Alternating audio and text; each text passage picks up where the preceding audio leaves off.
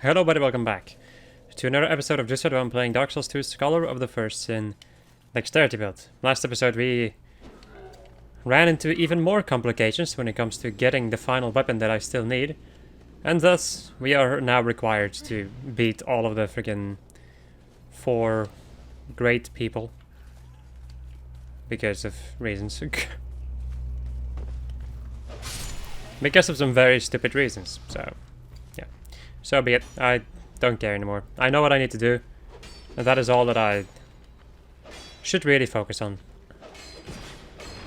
As I proceed to fail to hit this enemy multiple times. Nice. I'm kind of interested to see if I can beat Duke's Dear Freya on the cliffs this time, as opposed to fighting her at the bottom of the pit. Because I have never done that. Why do I suck at hitting these enemies? Well, it's because I'm two-handing. Two-handing this weapon makes it a little bit more unwieldy. Alright. It's time to get running. Over to our destination. Which is quite a ways away.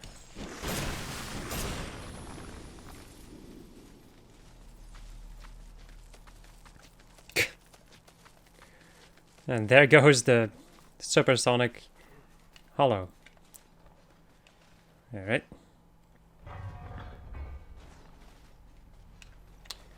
And now we get attacked by everybody and their grandma.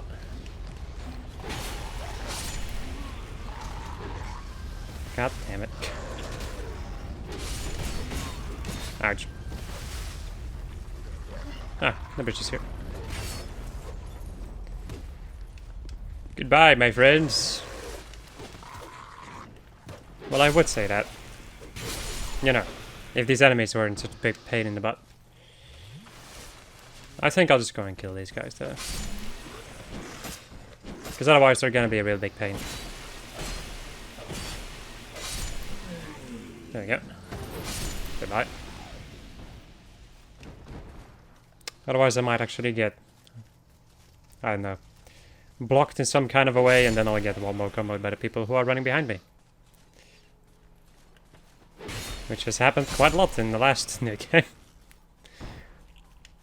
And thus I have hopefully learned from my mistakes.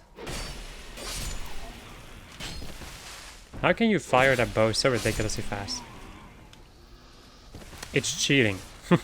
That's what I think. Right. Yep. There's more of these buggers. Of course they hit me before I can hit them. Nice. Managed to dodge.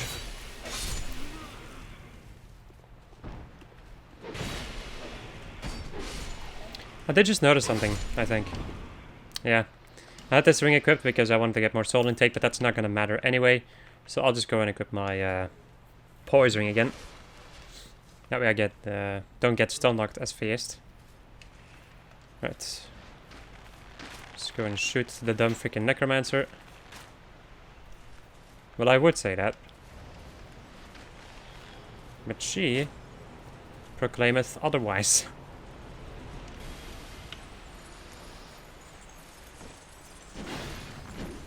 Oh, hello. Apparently there are 2 of you. I guess I'll ignore both of you then.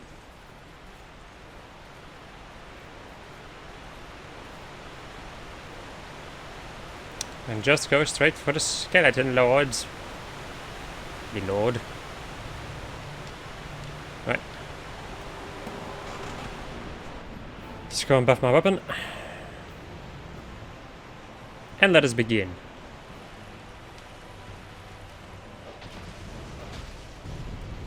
Fighting the skeleton lords with their very epic music. Ouch. Let me just go and put myself in a safer place. There they are. The medium skeletons. As I proceed to fail at dodging everything. I guess I'll just go and heal.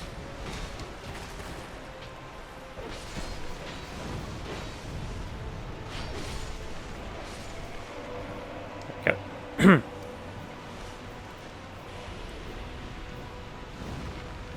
No. I don't think so, buddy.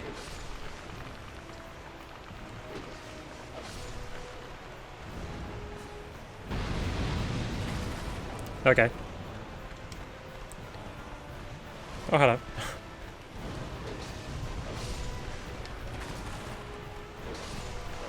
This is such a weird situation for me. Because I'm starting a new session, but I'm also doing stuff that I've already done. Twice at this point. There we go. Okay, time for the final boy. There we go. And then it's just 2 bone wheels.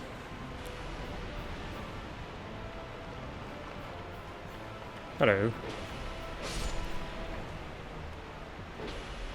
And goodbye. Victory achieved.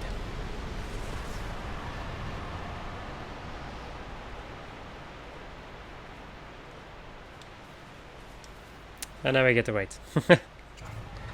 For another bridge.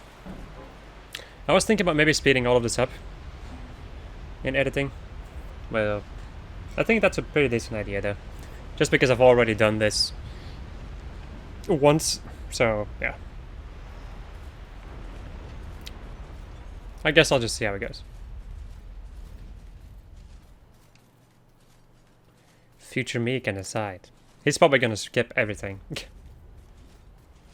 Which is not a bad thing.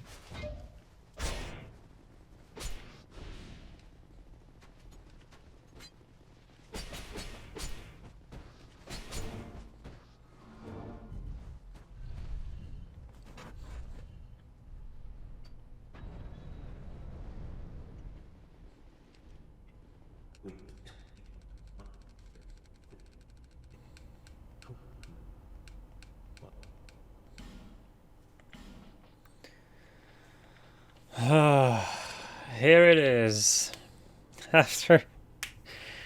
Oh my god, after...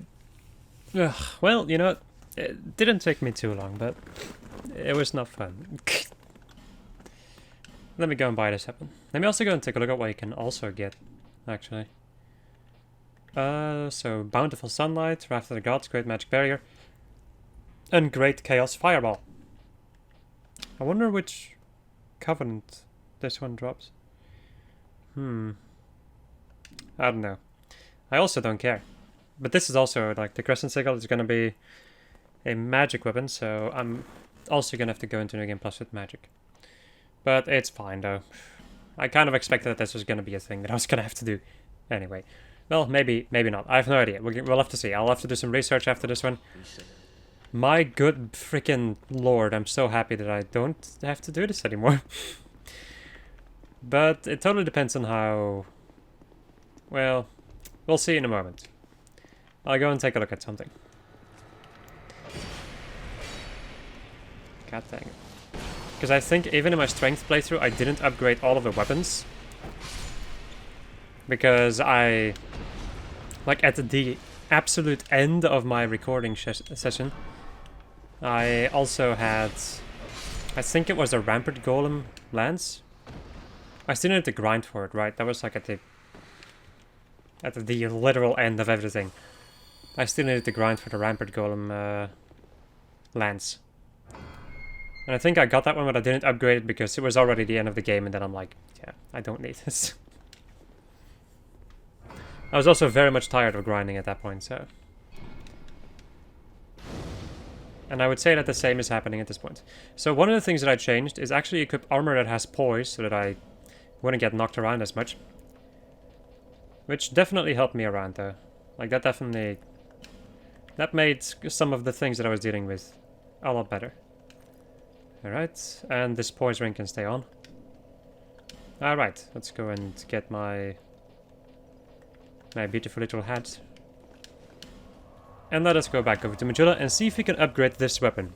It totally depends on what it's going to require. I'm pretty dang sure that it's probably going to require... Twinkling Titanite.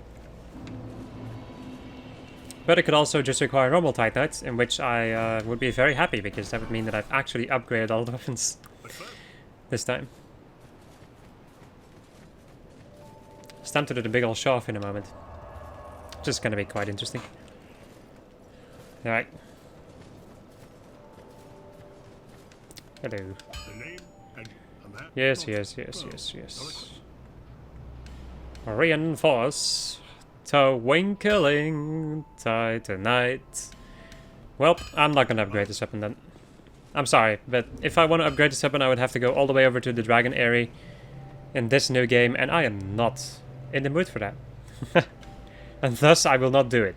I got the weapon, and that's all I care about. Now it's time to show off all the weapons. So, dagger is still normal, I think. Just like normal ass dagger. There's nothing too special about that. Parrying dagger is, I think if you do a strong attack, you do a parry. Yep.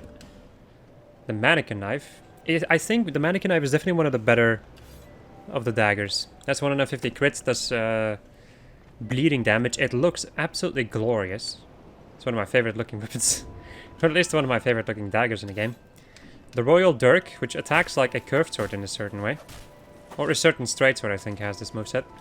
And having it two-handed, it turns back into a dagger moveset. It also has... Oh no, it doesn't have shield piercing. I think... Which one has that? I don't think I have that one. Oh well. Mrs. Bent Blade, which is just a dagger with poison also added onto it. So, oh wow. That's an interesting move. Cool. But it's, aside from that, it's not particularly amazing. We have this thing, which I also have not used. That's interesting. The thing with daggers is, like, they're cool, but they're also mainly... Like, I feel in the base game, they're kind of useless. We have the Umbral Dagger.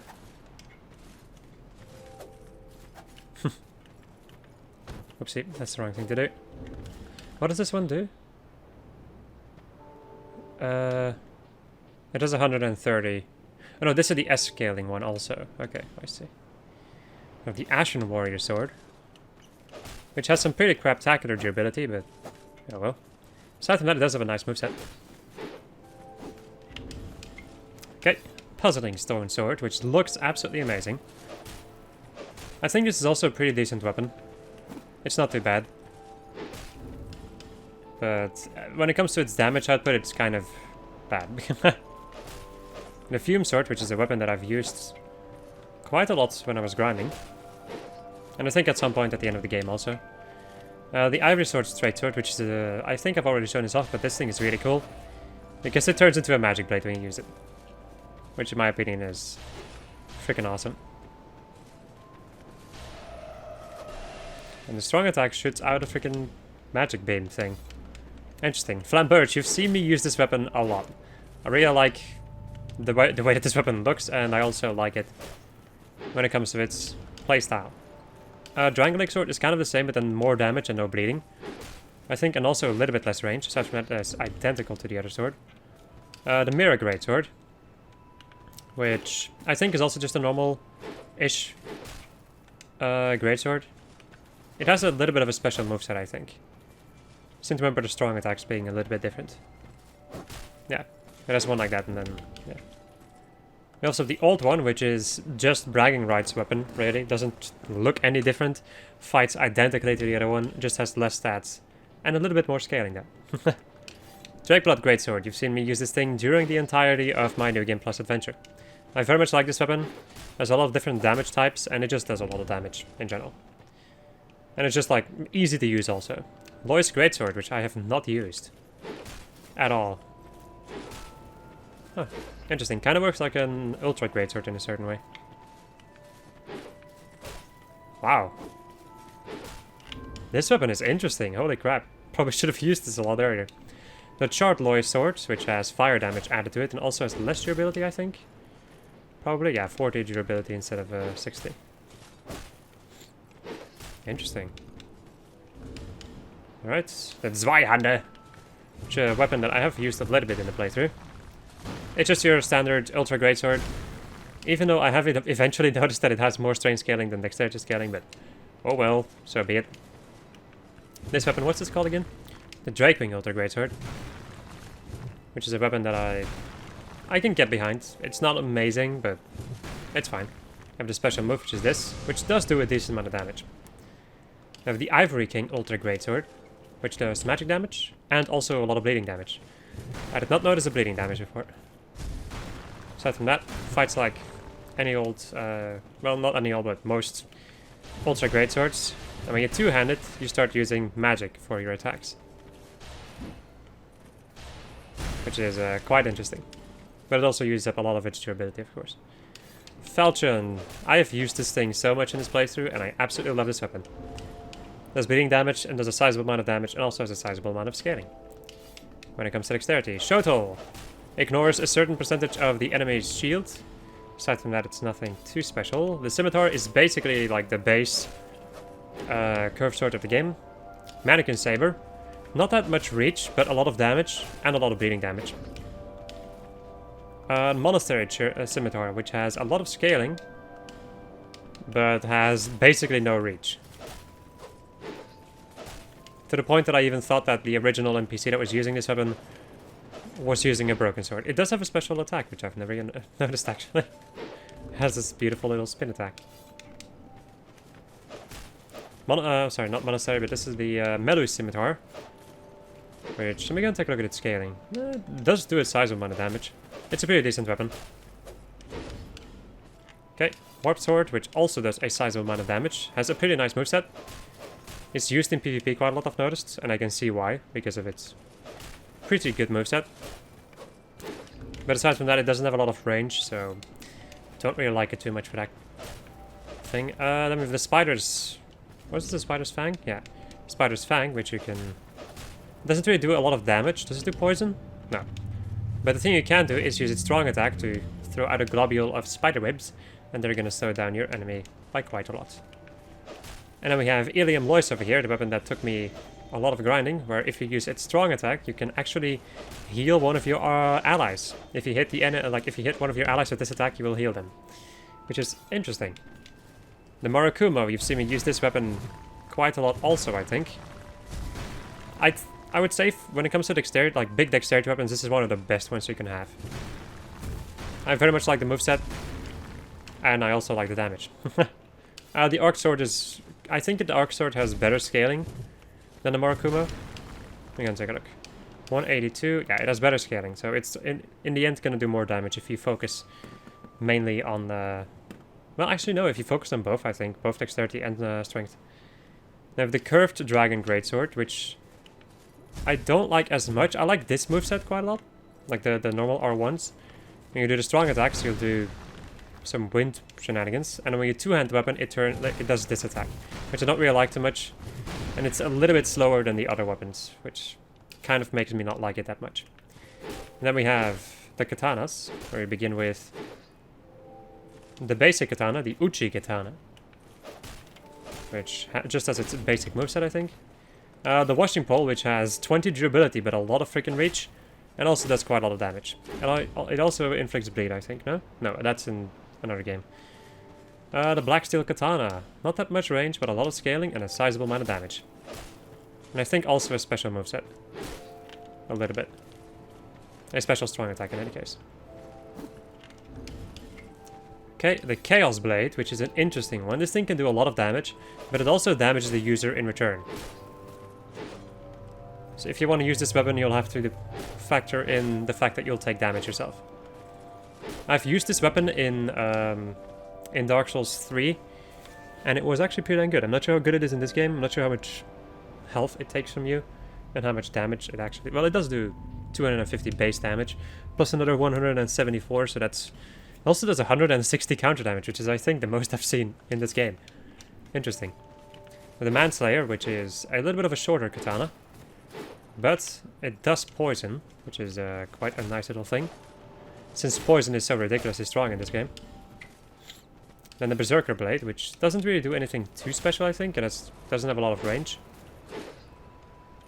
But it does do a sizable amount of damage. We have the Dark Drift. This is the one with the shield piercing, so you can barely see the blade. This blade has been in the game, I think, since the beginning, but I'm not 100% sure about that. And then the special move is... Is that this thing? It just has an effect. When you do this, it's going to be a shield piercer, so when you do the strong attack. Interesting. The Bewitched Alon Sword. This thing looks absolutely amazing. It also attacks in a very interesting way, which I've never noticed before. Cool. Now it's going to two-hand the weapon. Wow, that is interesting. Cool, and I think if I do the strong attack... Okay, now this is not the weapon where you stab yourself. That's another weapon. Cool. Then we have the S-Stock, which is not supposed to be there. We have the Rapier, which is a widely used weapon in this game. It's a pretty good thing to start off with when you're using a dexterity build. Ricard's Rapier has better scaling, has a special moveset, or a special strong attack in any case, but aside from that, it is not particularly better than the other Rapier, the Espada Ropera, which is in my opinion the best Rapier. Probably next to the Ice Rapier.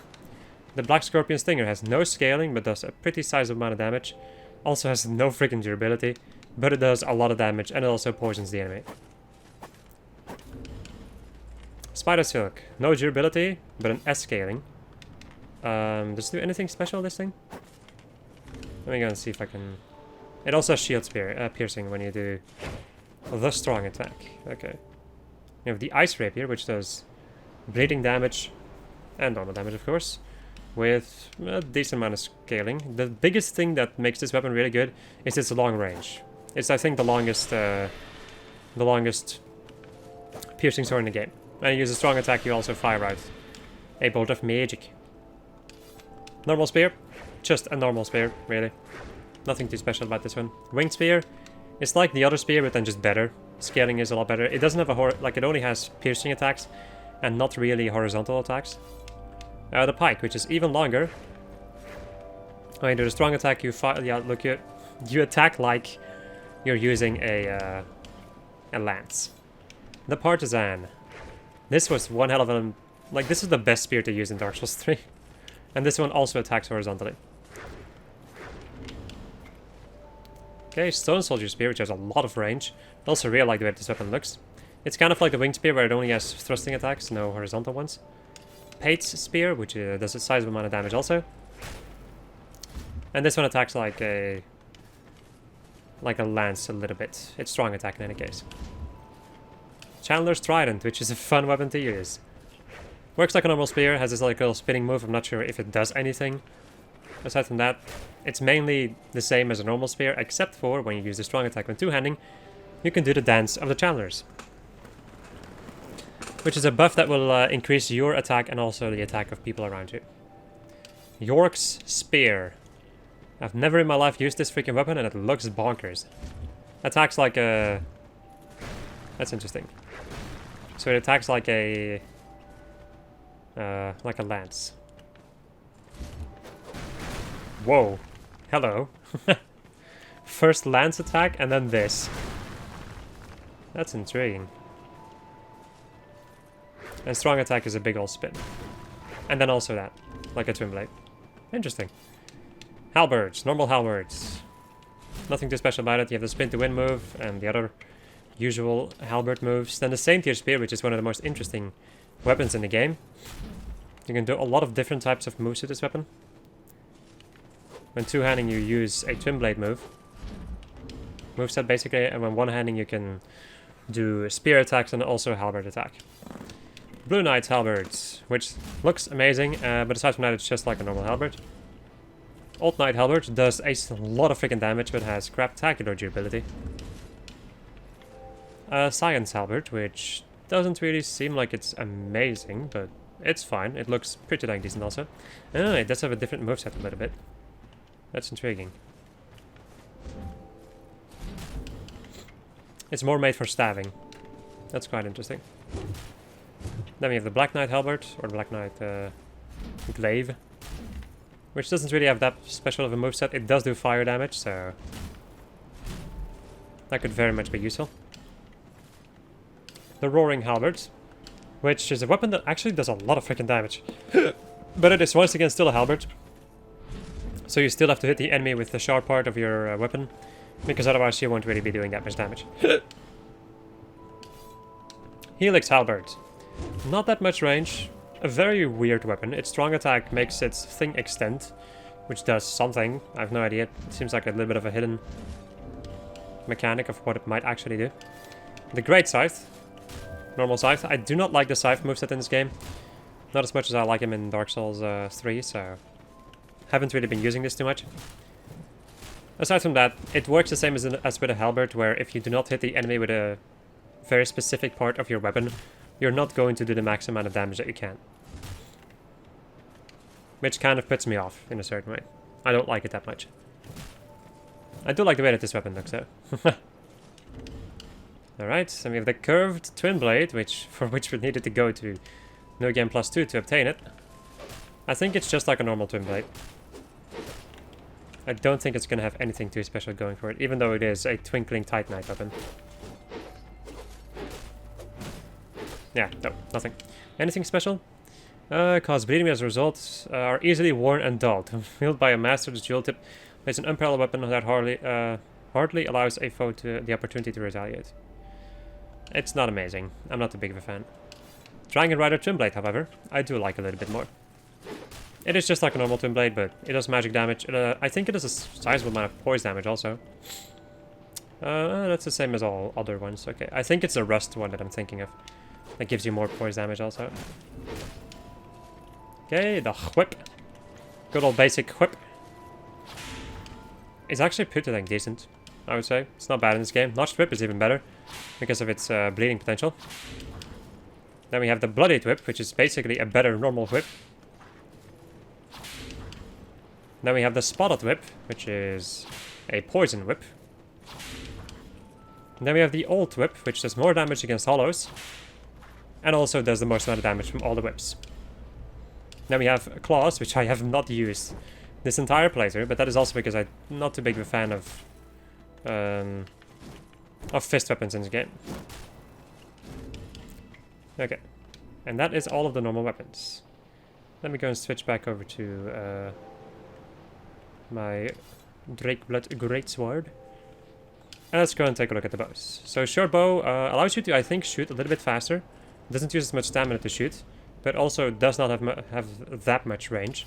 Longbow has more range. If you're wondering what range means that as long as you hit the enemy within the range, you will do the max amount of damage that you can. You can still shoot people from really far away, but then you'll lose the velocity of your arrow and then it won't do as much damage. So that is the thing that range means, I think, mainly in this game. Right, Bellkeeper's bow, tiny bow. I don't feel like they shoot faster than like the big bows. Yeah, no, I don't feel like they shoot faster. The bow of wands, which does dark damage also. Does it do anything special aside from that? No. Nope. Not really. The Alon Great Bow, which I have used a grand total of maybe 1 time, or like 2 or 3 times or something. I really love the way this freaking bow looks though. I also love the way that the way that the character released this arrow. I love that. Okay. Let's go and get the Possessed Armor Great Bow, which does dark damage also. But it does require a little bit more stuff to fire, I think.